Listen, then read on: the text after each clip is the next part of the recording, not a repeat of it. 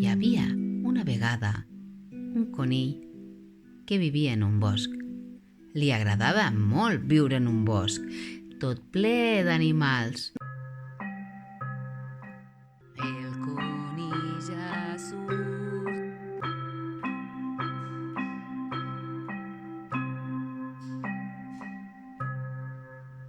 Passeja pel bosc, tot saltant feliç.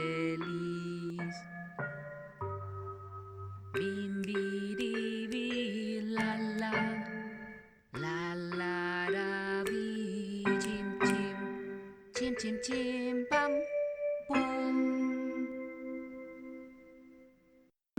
Però el que més li agradava a aquest conill eren els ous de Pasqua.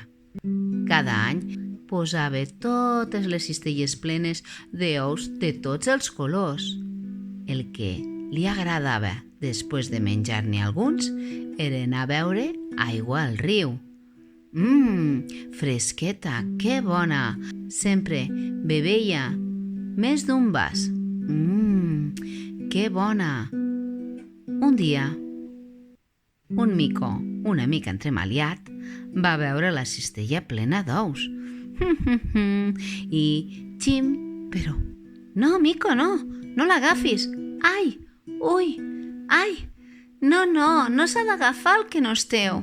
Vet aquí un cop, quan el conill va deixar de beure, va adonar-se que no hi havia el seu cistell. Oh, i tot sorprès, va començar a buscar-lo. Cap aquí, cap allà, però no el trobava i es va posar molt trist. De sobte, va començar a plorar. Els seus amics, que el van escoltar, van dir: Conillet, conillet, què t'ha passat? Estem aquí per ajudar-te. Oh, els meus ous de xocolata han desaparegut. No passa res, no pateixis. Nosaltres t'ajudarem a buscar-lo. D'acord, sí. De sobte es va posar més content amb els seus amics. I xim, i xam, i xum, van sentir. Venia el mico tot jugant. Oh, us he sentit plorar. Què passa? I xim, i xam, i xum. Res. Estem intentant trobar una cistella plena d'ous.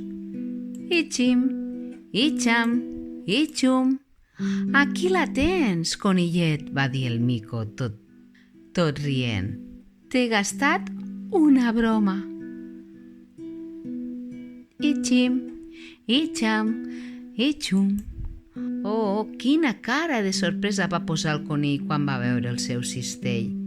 No s'ho podia creure i com més a prop el tenia, més feliç estava. Els seus ous eren lo que més l'enamoraven.